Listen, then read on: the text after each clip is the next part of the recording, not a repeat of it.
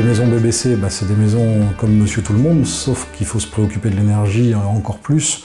Pour se préoccuper de l'énergie, c'est déjà un choix d'orientation, un choix de conception, un choix d'intelligence à mettre un peu plus au niveau de l'étude qu'au niveau des matériaux pour réduire les coûts et rentrer dans des enveloppes budgétaires du commun des mortels.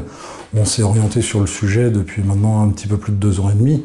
Jusqu'alors, on s'engageait sur une garantie de moyens par rapport à ce qu'on avait étudié, par rapport à la promesse qu'on avait faite. Et aujourd'hui, on est passé à une étape supérieure, puisqu'on rentre dans une logique de garantie de résultat, puisque le BBC est validé par un label qui lui est éventuellement un point de départ ou un conditionnement certes aux aides, mais aussi un point de départ et une valorisation au patrimoine qu'attendent nos clients dans notre acte de commercialisation.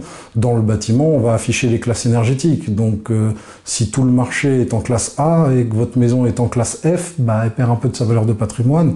Donc il est intéressant aussi de se mettre dans le sens de l'histoire et d'assurer du patrimoine à nos clients. Dans l'acte de la certification label, en fait, on a le bureau d'études qui optimise les études thermiques, on a la société qui est certifiée qui va réaliser la perméabilité à l'air, et on a un organisme de contrôle qui est Cofraqué, et sans cette perméabilité à l'air, on ne pourra pas avoir de label.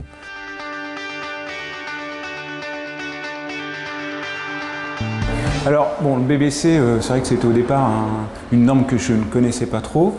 J'en ai entendu parler parce que c'est vrai que dans les journaux, on voit quand même pas mal d'articles sur le BBC. C'est clair que c'est une norme qui va être obligatoire dans les prochaines années. C'est mon premier investissement locatif et je ne voulais pas investir dans un logement qui soit obsolète d'ici 2-3 ans. Quand on envisagera peut-être de revendre la maison, tout ce qu'on a investi aujourd'hui, on le récupérera plus tard puisque la maison sera encore aux normes de l'époque. Et puis l'autre aspect, c'est au niveau location, où là le coût pour le locataire, le coût de l'énergie, du chauffage, etc. va être inférieur durant toute la durée de la location. Pour un locataire, c'est quand même plus intéressant d'avoir un logement qui lui coûte moins cher qu'un logement traditionnel pour finalement le même loyer.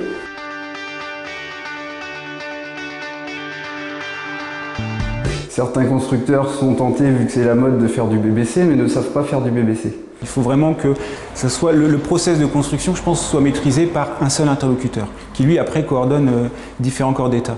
Là, cette maison-là, elle a été soutenue aussi par Lafarge, avec des acteurs aussi de matériaux qui soient quand même reconnus. Les maisons Jambert aujourd'hui commercialisent à peu près 50% de leur gamme sur du BBC. Parce qu'on en fait la promotion, parce qu'on a cette compétence et qu'on a ce retour d'expérience pour pouvoir le mettre en avant. Il se trouve que c'est pas encore obligatoire, donc c'est quelque chose dans lequel il faut se projeter sur l'avenir.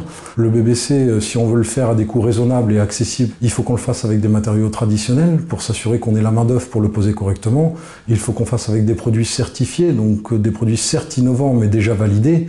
Et c'est dans l'assemblage qu'on apporte cette garantie. Nos conducteurs de travaux ont été formés depuis le point de départ. Ils ont pris cette habitude de contrôle et quand les contrôles sont bien faits de manière récurrente, on n'attend pas la mesure pour savoir si on a bien fait notre travail. Elle est la suite logique d'un mode opératoire qui nous conduit à avoir cette qualité.